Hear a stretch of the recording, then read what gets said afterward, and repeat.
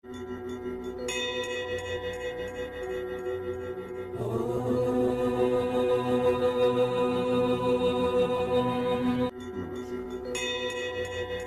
को मेरा हृदय से नमस्कार। सभी प्रिय आत्माओं को मेरा नमस्कार।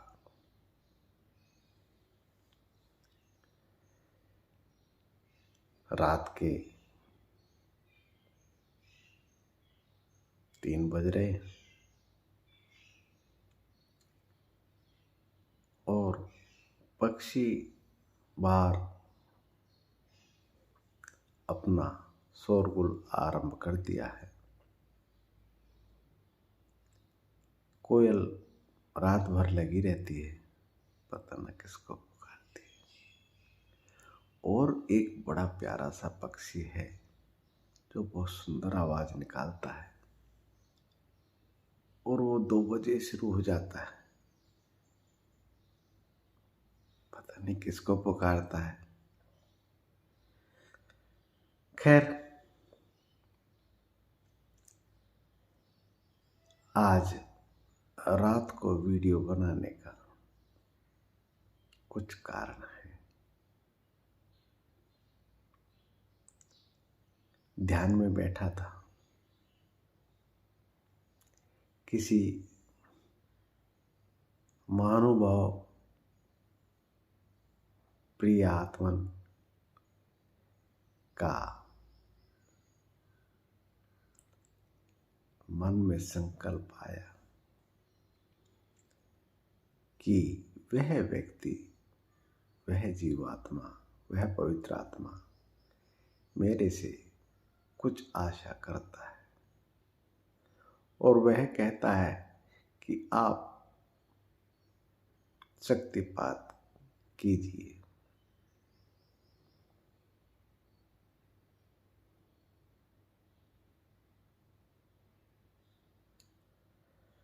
शक्तिपात के विषय में वह जीवात्मा जानता नहीं है। शक्तिपात क्या है? अगर वह जानता तो ऐसी बातें नहीं कहता। आज मैं बताना चाहता हूं कि शक्तिपात क्या होगा, कैसे होता है, उसके परिणाम के लिए वह जीवात्मा तैयार है या नहीं, उसको खुद विचार कर लेना चाहिए। शक्तिपात एक वह क्रिया है, साइंटिफिक तरीके से बता देता हूं, आपको समझने में फिर आसानी होगी। अगर किसी को अटैक पड़ता है, पैरालाइज, तो हमारी किसी इस बुद्धि के अंदर,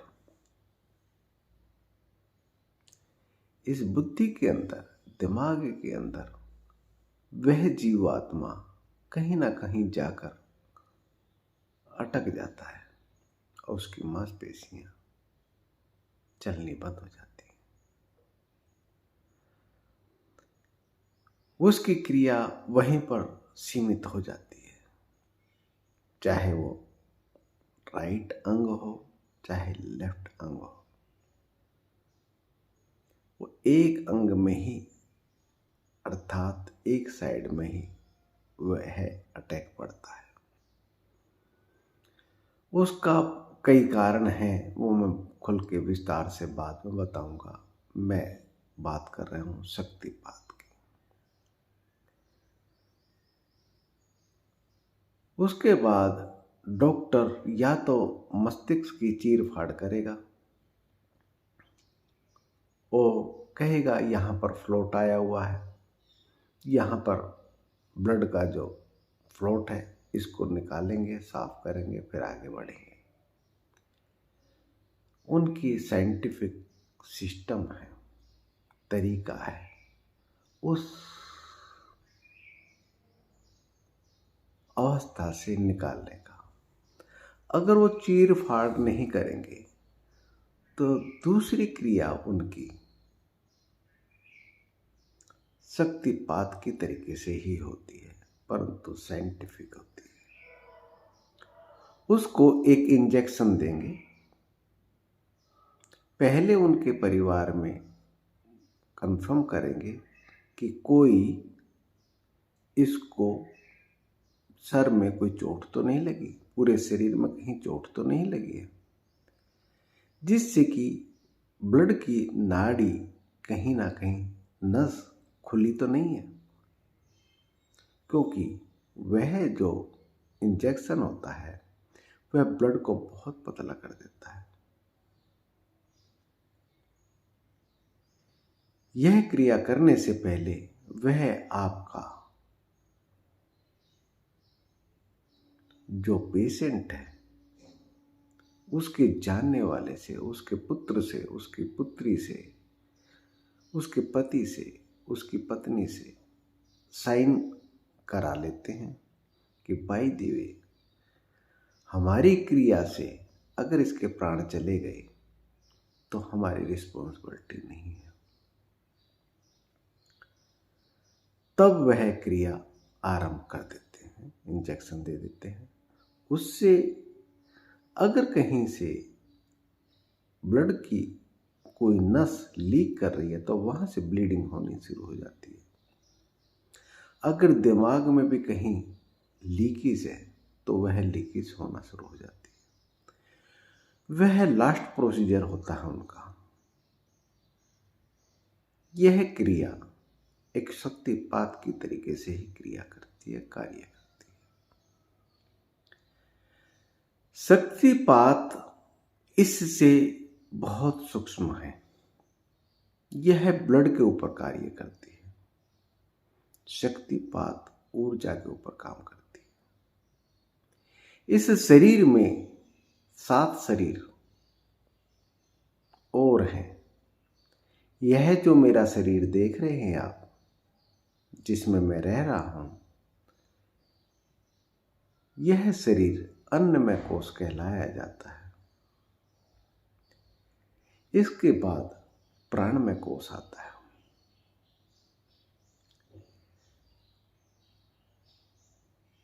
और प्राणमय कोश के द्वारा शक्तिपात नहीं होता।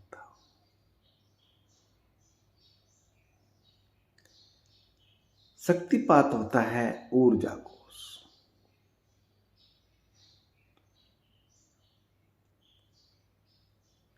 इसकी इस शरीर में 5वीं स्टेज पाई जाती है ऊर्जा शरीर की। जी हाँ, 5वीं स्टेज ऊर्जा शरीर की है। इसका केंद्र बिंदु आत्मा से डायरेक्ट होता है। इसलिए शक्तिपात करने से पहले जो शक्तिपात कर रहा है, पहली बात तो मैं आप लोगों को सबको ज्ञात करा देना चाहता हूं कि शक्तिपात साधारण कला नहीं है।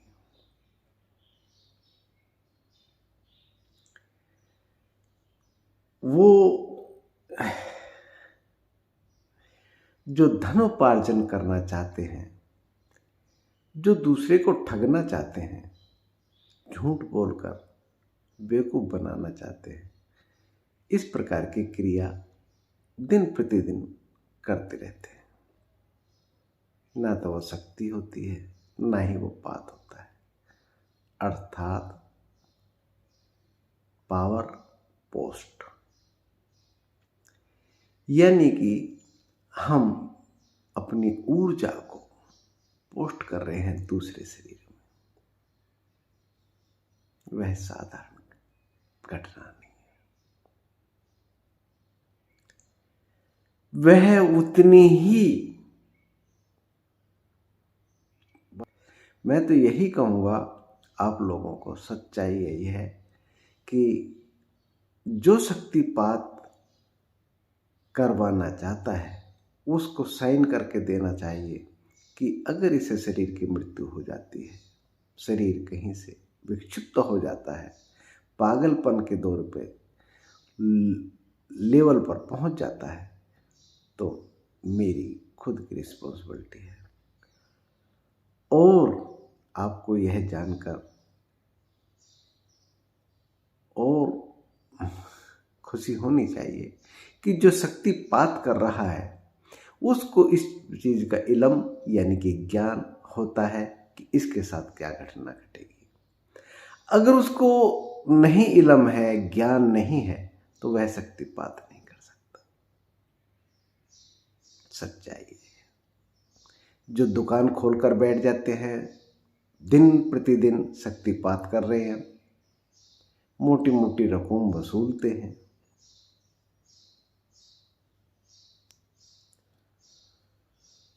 वह शक्तिपात नहीं है, क्योंकि उसे पता ही नहीं है शक्ति क्या है। आपने देखा होगा फायर ब्रिगेड की गाड़ियों के पीछे पाइप जुड़ा रहता है। जब वह फायर ब्रिगेड गाड़ी आती है आग बुझाने, तो पहले वो पाइप को सीधा करते हैं।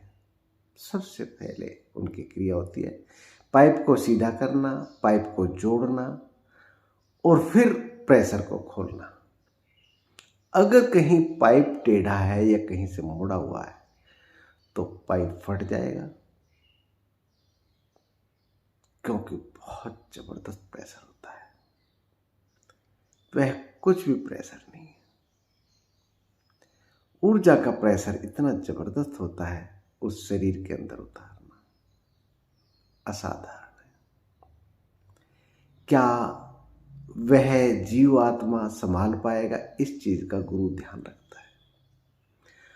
अगर नहीं संभाल पाता है तो जो शक्तिपात कर रहा है वह गुरु कभी शक्तिपात नहीं करेगा। यह सच्चाई है। शक्ति, आप इससे अंदाजा लगा लिए शक्ति है क्या। एक छोटा सा लेंस लीजिए जो आंख के ऊपर गोलक बन जाता है, और इतनी ही सी ऊर्जा, सूर्य की ऊर्जा केंद्रित कीजिए, कुछ भी जलाने में सक्षम हो जाती है।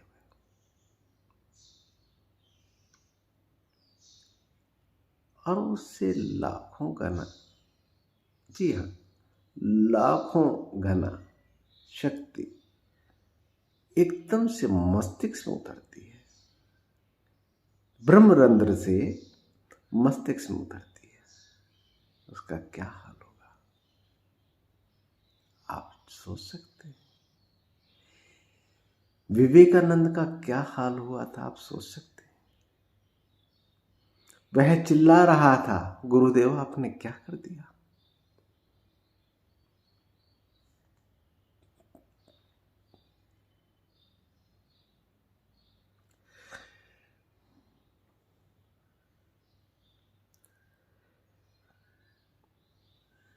शक्तिपात साधारण नहीं होता।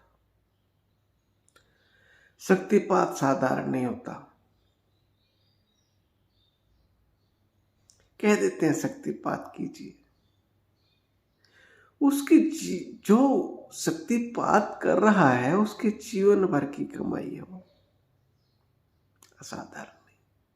उस शक्ति के रूप में आपके शरीर में उतरता है, जरूरी नहीं है वो लौट के आए। चाहिए। मैंने अनजाने में 14 साल की अवस्था से उस शक्तिपात का अनुभव किया है, अनजाने में। आज मुझे पता चलता है कि वह शक्तिपात ही था। मैं दिव्य आत्माओं का आवाहन करता था इस शरीर में, और मैं अपने शरीर को खाली कर दिया करता था। इसमें पवित्र आत्माएं उतर के आज्ञा देती थी। यह साधारण तौर पर सभी के साथ होता है। सौपन अवस्था में लगा लो, चाहे विचार अवस्था में लगा लो, चाहे भय के कारण लगा लो, चाहे आनंद के कारण लगा लो, आत्माएं उतरती हैं सभी के अंदर, परंतु आप पहचान नहीं पाते, आप रिसीवर नहीं बन पाते। शक्तिपात करने से पहले गुरु यह देख लेता है, वह पवित्र आत्मा देख लेती है कि मेरी आत्मा क्या इस शरीर के अंदर समा पाएगी, क्या यह संभाल पाएगा। शक्ति साधारण नहीं होती। और सबसे बड़ी बात आपको यह भी बता दूं, यह कोई ईश्वर की प्राप्ति नहीं है। शक्ति अर्थात पावर वह व्यक्ति चाहता है, वह जीव आत्मा चाहता है जो भयभीत हो। मैं अपने तर्कस में तीर कमान इसलिए रखूंगा कि मैं किसी को मार सकूं या अपनी रक्षा कर सकूं।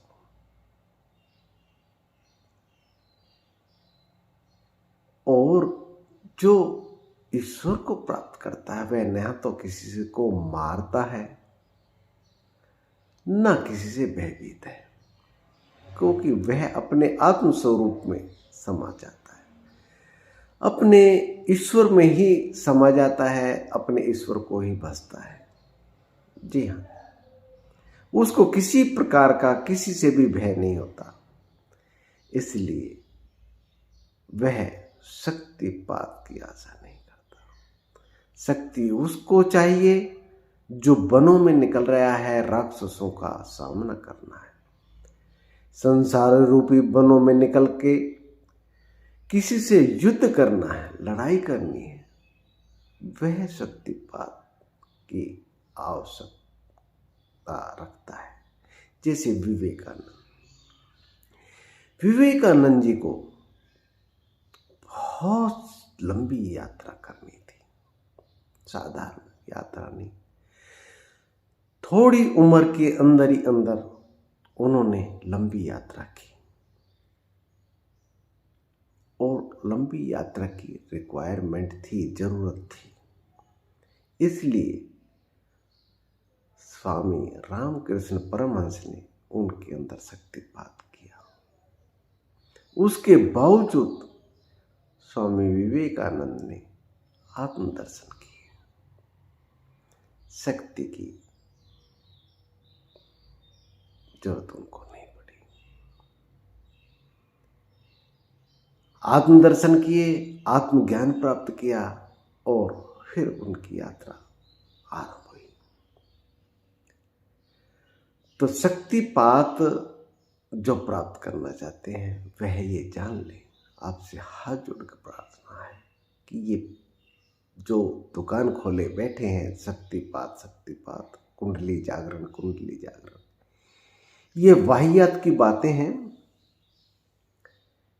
ये संभव तभी हैं जब आप उसके लिए प्रिपेयर हों, तैयार हों, और स्टेप बाय स्टेप इस शरीर को सक्षम बनाएं कि उसमें किसी भी शक्ति को उतारा जा सके।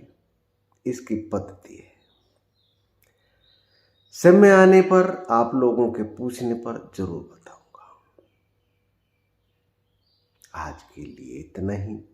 शक्तिपात के चक्करों में ना पड़े, आप अपने आप को सक्षम बनाएं।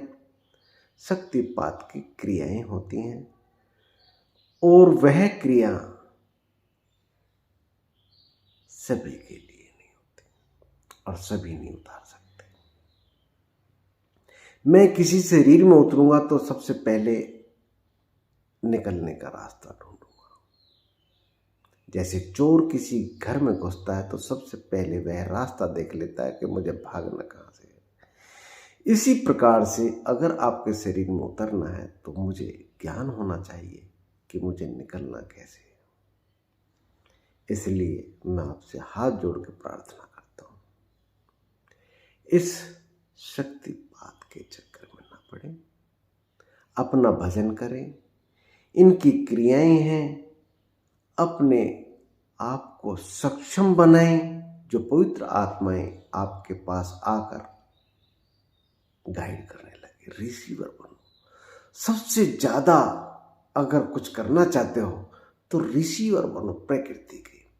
प्रकृति में जो चिड़िया चहचहा रही है वह भी आपसे कुछ बात कर रही है, कोयल कुछ बोल रही है तो वह भी आपसे बात कर रही है। अगर पेड़ मुस्कुरा रहा है, तरंगों में लहला रहा, तो वो भी आपसे कुछ बात कर रहा है। प्रकृति आपको बहुत कुछ बताना चाहती है, देना चाहती है। रिसीवर बनो। जिस दिन आप रिसीवर बन जाओगे उस दिन आप शक्तियों की जरूरत नहीं पड़ेगी। तेरा साईं तुझ में है जैसे चकमक में आग। आज के लिए इतना ही। नमस्कार। हरिओम।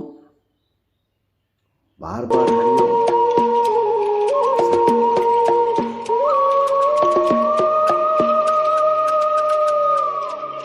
ना मन हूँ ना बुद्धि ना चित्त अहंकार, ना जिह्वा नयन नासिका कर्ण द्वार।